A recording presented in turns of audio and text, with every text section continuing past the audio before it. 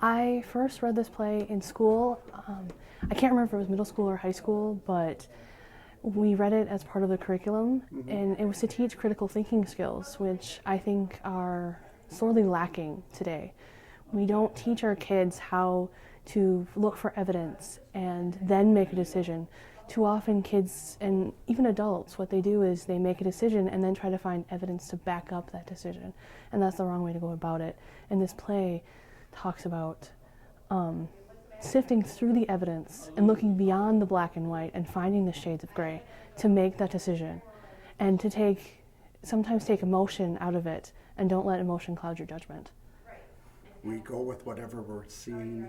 Yeah, and is it a problem?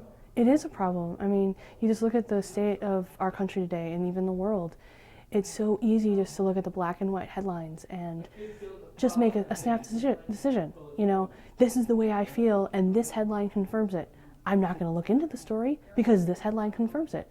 So it's a real problem when we don't look beyond the surface of evidence. I mean, the jurors in this show are given evidence, what they think are evidence. But yet, when you look deeper into that evidence, you find out there is so much more underneath it. So while the surface of the show is about prejudice, it actually has an undercurrent of critical thinking and looking for the gray. Thrilled that so many came out. I mean, we had 20 people try out. I was worried we were only going to get like 6. I was thinking about having to do sock puppets, you know. Does that work? We would have tried. Or I was going to do like a Batman and Two-Face, you know, have half the actor be one character, half, you know, be the other character. I suppose that could be done, but this is, why don't you talk about your crew? You must have some people that really stand out here. I don't know. No one really stands out like, in particular. They're all really good. They all come to the show with a lot of knowledge and with a lot of experience in theater, so it's been really easy as a first-time director to kind of let them go and do their own thing, because I can kind of guide them where I want them to go and then let them take it from there. Like for a few of them, I told them, okay, I need you here and I need you here. I don't care how you get there and I don't care how long it takes you, but you need to get to these 2 points. And they find their way because, like I said, they have a ton of theater background. So it makes my job easier, and they've been a great cast to work with. I couldn't have asked for a better cast as a first-time director. And these guys are ready, I bet. It's a little bit different for a theater set. If you notice, the people aren't all around the table in the Last Supper kind of style. They're actually, you got 4 people right downstage and their backs are sometimes to the audience. And that's kind of a no-no in theater, but I wanted the audience to feel like they are a fly on the wall of this jury room. And the only way to do that is to have sometimes the actors with their backs to the audience and don't cheat as much. You know how actors, they turn their body sideways. And I don't have the actors do that as much because I want them to look like they're just discussing. I don't want it to look staged. 19-year-old boy has been charged with murdering his father, and the jury have to decide on his guilt or innocence based on the evidence that was provided.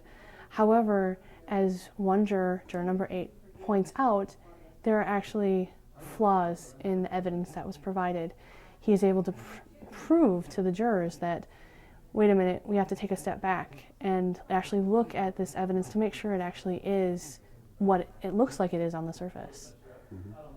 So we don't want to give away the ending on this, but no. Is it suspenseful? Does it take you through emotions? It does.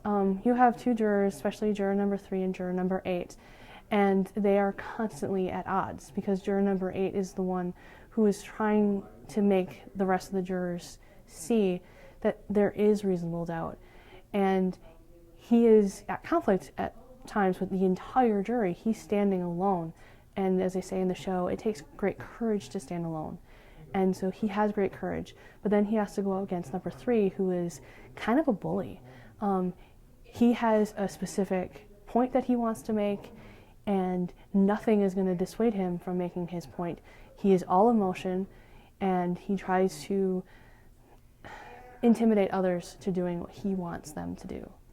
There's life lessons here too on the peer pressure, isn't there? The whole. There is. There are several jurors, like 5, 6, and 2, who they tend to go along with whatever the majority is doing. So they don't think for themselves. They wait to see what others do, and then they go along with them.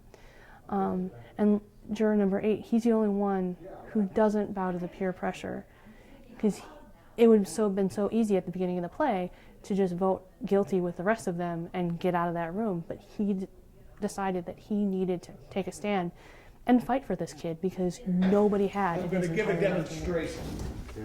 All right, I hope when you come and see the show, Come on, you make yourself come useful. and listen to what the characters have to say.